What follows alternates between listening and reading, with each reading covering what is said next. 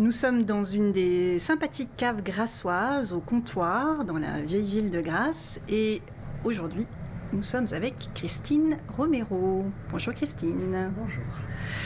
Alors Christine, on a rendez-vous d'ici quelques semaines au Théâtre de Grasse pour une chouette soirée autour de l'écriture.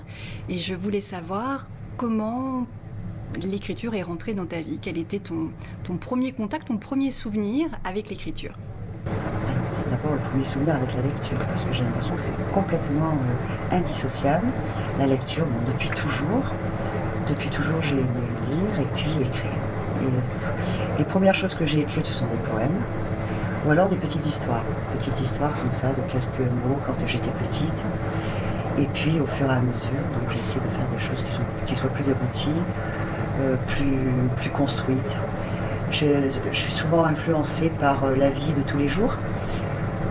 Ce qui m'intéresse, c'est le caractère des personnages et parfois comment quelqu'un de très ordinaire peut sombrer dans une histoire extraordinaire ou alors, contre sa volonté, se retrouver dans une histoire extraordinaire alors que c'est quelqu'un de tout simple. Et quand on observe un peu les gens, on a vraiment l'impression que tout le monde, à un moment de sa vie, a eu cette période-là où il a vécu quelque chose d'extraordinaire. Voilà. C'est ce qui m'intéresse en fait, le caractère des gens, et j'essaie d'écrire des histoires autour de ça. Est-ce que tu as des rituels d'écriture? Est-ce qu'il y a des moments particuliers, des lieux particuliers où tu aimes écrire?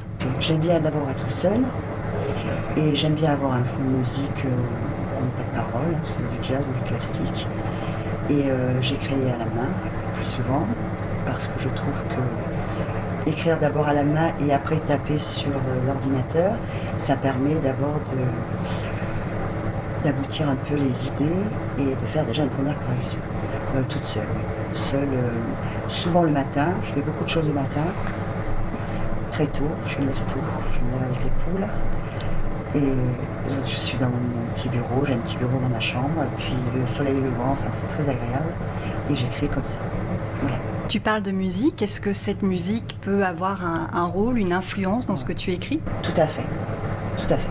Parce que j'ai justement écouté des reportages avec des chanteurs à qui on demandait des auteurs, compositeurs, interprètes, comment faites-vous pour écrire une chanson?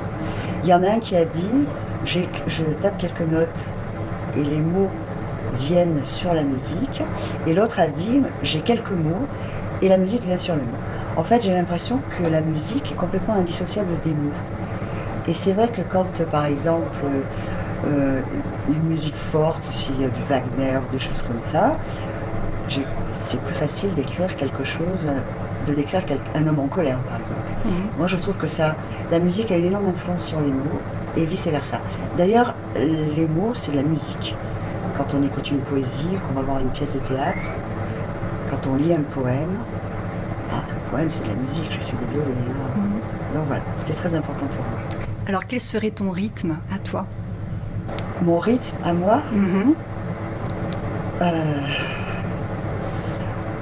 plusieurs en fait, comme la vie des gens que je décris en écrivant, c'est-à-dire ça peut être à la fois une vie douce, une vie contrariée, des moments, des pics d'énorme violence, ou des descentes dans des dépressions.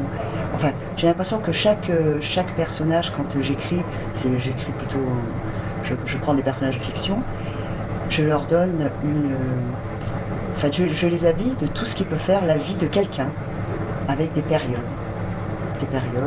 calmes, douces,